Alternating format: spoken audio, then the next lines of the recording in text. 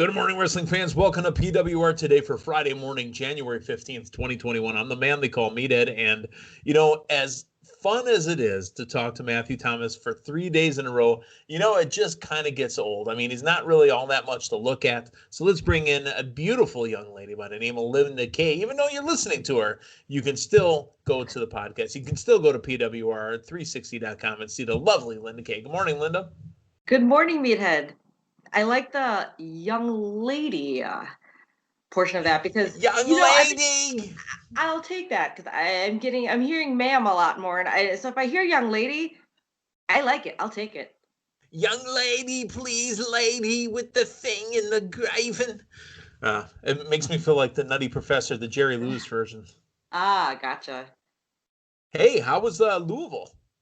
It was fantastic. So I know we touched about that a little bit Monday morning. Yeah. However, this past Tuesday, I got to be a part of the live show. So I was on live TV in Louisville for OVW TV. It's every Tuesday night. So I got to do a little backstage interview again, and I got to do some ring announcing during the live show. Nice. Yeah, it was awesome. Just, seeing much more of the production side, it's so amazing and so great to see how smoothly things can run when you've got, everybody on course, the same pace, same track, and It was an awesome experience. So thank you to everybody again. So unlike your experiences on PWR today. Oh, but what? Is it unlike your experiences with PWR today? No, I love PWR today, of course. It's just a little more hands-on, if you will. Yeah, gotcha. Well, I was told to keep my hands off. I mean, that's there's a court order.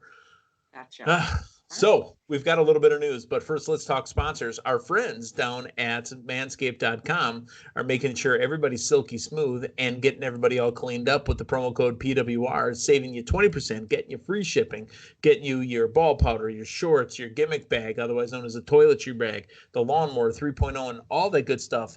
Because you want to be silky smooth when you're getting, by far, my new favorite shirt, as seen on Dynamite, Bueno Hermanos, from collarandelbowbrand.com. It's the Good Brothers in Spanish Skulls. PWR 360 will save you 10%. Get that shirt. Hurry up before it's gone. I know I've got mine on the way. Buenos Hermanos. Did you see our shirt show up on Dynamite on Wednesday night? Absolutely. One of the first things I spotted when the Good Brothers came out. Yeah, that's right. So, I mean, make sure you get in where you fit in and get that shirt all ordered up. They'll get it shipped out to you. We got a bit of news. Like I said, let's talk about this real quick. Linda, did you watch any of the first 2 seasons of Dark Side of the Ring? Yes, I've caught a lot of the episodes, and every one that I've seen, it's pretty breathtaking, to be honest with you. Yeah, there's a 3rd season that's taping right now. WWE Hall of Famer Stone Cold Steve Austin will be on the 3rd season talking about his boy Brian Pillman. So there's an episode of the life and death of Brian Pillman coming up on season 3. What are you expecting to hear out of Stunning Steve? Wow, I mean, it's been so long since stuff has been addressed about Brian Pillman Sr. Because Junior in AEW now, formerly of OVW, yes. So it would be nice to kind of get a little flashback, a little history about everything with Brian Pillman again, just because, I mean, I recall seeing Pillman during the times on Raw and the controversy, especially the episode where it's like he shot himself in the head. Gun on Austin. Yeah, or I'm sorry, on Austin, on his head, excuse me. But it just be, like it's been so long for me personally since I really heard much about that. So I would like to see everything brought to fruition again. I mean, not the bad things, but just the storyline, the real life, the shoot stuff, just the kayfabe, as well as to see how everything came about and really hear this other side. Because to be honest with you, I know there's stuff out there online, interviews and whatnot, but I want to hear directly from Stone Cold and in the way it's put together from Dark Side of the Ring. Sure. Well, hey, that's coming. Don't know have a season launch date yet, but Dark Side of the Ring 3 on Vice TV is on its way. Let's talk about SmackDown for tonight real quick. Tonight we've got Rey Mysterio looking for retribution against King Corbin, but the surreal moment of the night is going to happen when there is a contract signing for the Universal title match at the Royal Rumble. Of course, it's going to be the Universal Champion Roman Reigns. His competitor is usually the man facilitating it. Scrap Daddy AP, Adam Pearce, WWE official, does have a main event match at the Royal Rumble against Roman Reigns for a chance at the Universal title. What are you expecting to happen here? I think we'll see Adam Pearce coming out looking scared and timid, as we've seen him with his latest interactions with Roman Reigns. I'm still wondering if this is actually going to happen at the Rumble. I wanted to. We love our good pal, Adam Pearce, AP. Scrap Daddy. Yes. But I don't know. It's from what we understand, Adam Pearce came on or was brought on to WWE in his production role, his backstage role, his current official role. Yeah. But I had no idea that he would have some in-ring action. Now, if this would happen leading up to the Rumble, perhaps. But if it does cap off as the main event of the Royal Rumble, I'll be very shocked, but pleasantly surprised. Okay. I mean, honestly, the way it looks to me, the way it reads to me is the fact that, Scrap Daddy's done a great job. I mean, he started down at NXT. He's been doing some training. They put him into an on-air role on Raw and SmackDown. He's been the de facto unofficial general manager of both shows, honestly, is what he's been. He had the interactions with Vince McMahon. He was in the Firefly Funhouse. He was the mailman for all that stuff. Yeah. And to me, this reads as a reward. You know what? You've always wanted to get here. You've never really had a solid match. Why don't we give you one? How about a pay-per-view event? How about a title shot? How about we use you in this story and we see what you can do? Yeah, and this gives a huge spotlight on Scrap Daddy, because if he should do the impossible and defeat Roman Reigns at the Royal Rumble to get the Universal title, that means he's headlining WrestleMania. You know what? That? As much as I want that too, one, for Scrap Daddy, two, I mean, because it would be something else, but that would have to be in front of a crowd, and they're not going to have a crowd. Yeah. That's the kind of thing you have in front of a crowd. I mean, that's the kind of thing you have, in a 40,000 seat stadium where you get that huge pop. I mean, just that, oh my God moment, it'd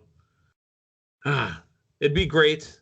I mean, but we're talking, better odds to win the lottery than Adam Pearce walking away as the Universal Champion on Sunday night. Mega Millions and Powerball combined.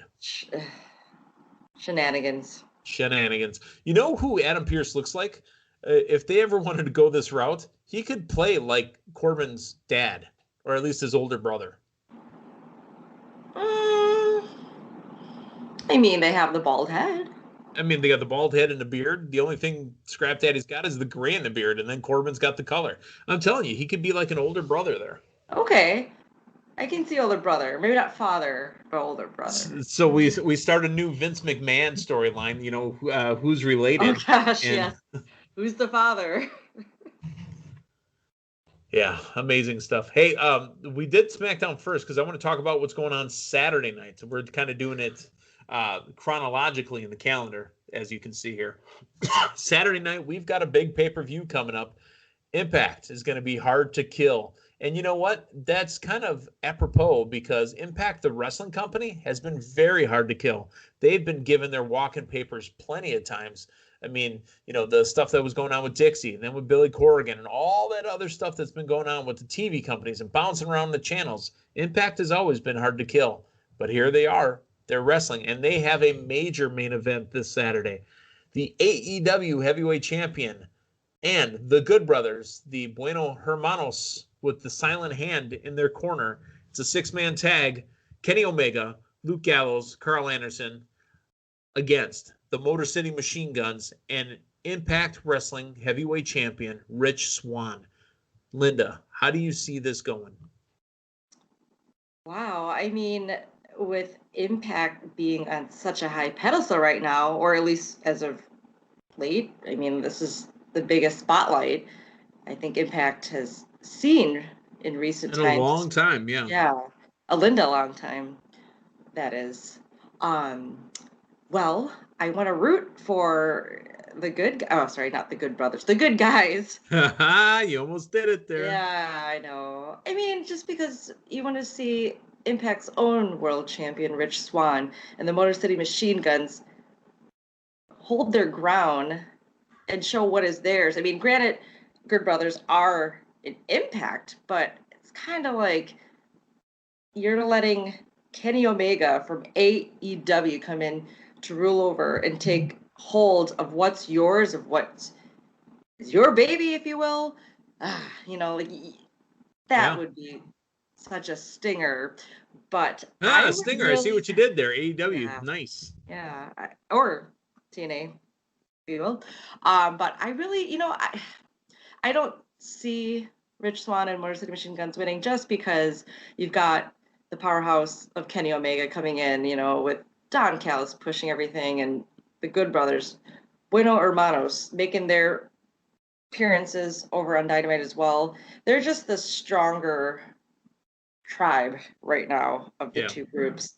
And, the way Impact ended this week, where, we had Kenny Omega and Doc Gallows come in and do their attack backstage, and then you have Carl Anderson and Rich Swann continue off with that. I mean, you want to root for Rich Swann and Motor City Machine Guns, but I'm thinking that Kenny Omega and the Bueno Hermanos will come through the win. But Bueno, hermanos. yes, but I see it being a great match. I want to see some hard hitting action, and I think we will. There's been a lot built up to this match, and I'm just curious to find out how this would continue between both brands. So we talked a little bit with Matthew Thomas yesterday, who apparently is going to be taking over Damian Nelson's draft team. And we've got some news coming up a little bit later. He's got a team name for it, and I think it's absolutely fantastic. But that'll be coming. And no, it's not hashtag Team Sloppy Seconds. He and I, unfortunately, agree on a different path than you do. I really do think Impact needs to come away strong at this particular pay-per-view and be strong on their own brand, because you can have it on the comeback when AEW runs their pay-per-view next month. I do see the team of Omega and the Good Brothers looking strong, but somehow, some way, Rich Swann and the Motor City Machine Guns go over. Yeah, that would make a lot of sense. And just to kind of continue everything going into Revolution next month. Yeah, I mean, either way, I think we'll get a great match.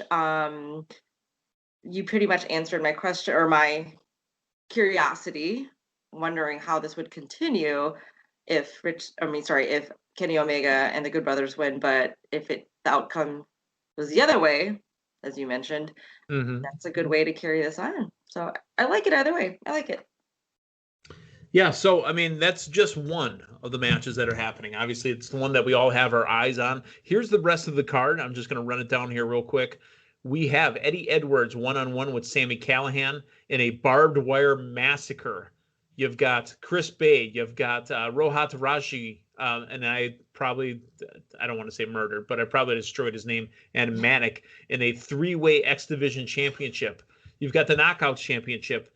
Deonna Purrazzo taking on Tyra. Oh my God, I cannot talk. Tyra Valkyrie. You've got the Knockouts Tag Team Championship match. Kiera Hogan, Tasha Steele against the team of Havoc and Nevia. That's heading backwards, folks, if you haven't caught on. Old School Rules. It's Eric Young, Diener, and Joe Doring against the team of Rhino, Tommy Dreamer, and Cousin Jake. The Karate Man. Linda, the Karate Man will take on Ethan Page. Also, we got Tennille Dashwood and Caleb against Rosemary and Crazy Steve. I've always been a big fan of Crazy Steve and Rosemary.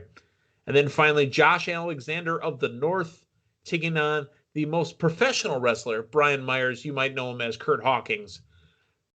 Hard to Kill. Impact, they have a great card lined up. It's Saturday night. Make sure you're checking that out. It's on all the outlets. Plus, our friends at Fight TV are probably showing that as well. Head on over to Fight TV and get that pay-per-view ordered. We got one more piece to talk about before we go.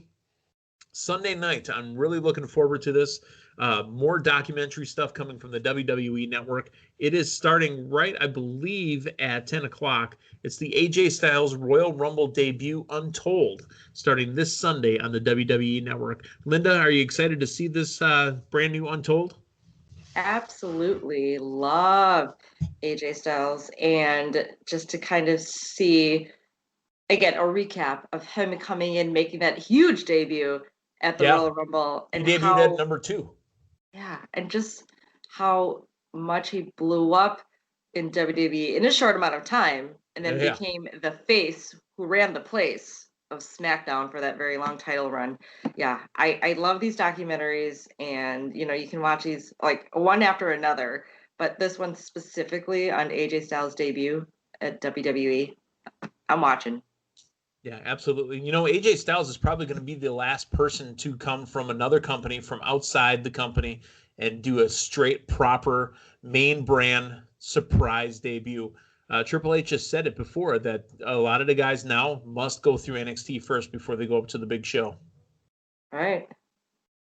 So, AJ Styles wrestled a little bit in WCW, so that shows you how long AJ Styles has been around. We all know him from Prince AJ, the phenomenal AJ Styles from TNA Impact, X Division champion, TNA champion, NWA champion, all that other good stuff. He did a little Ring of Honor, he did a lot of, New Japan Pro Wrestling, all that stuff over there.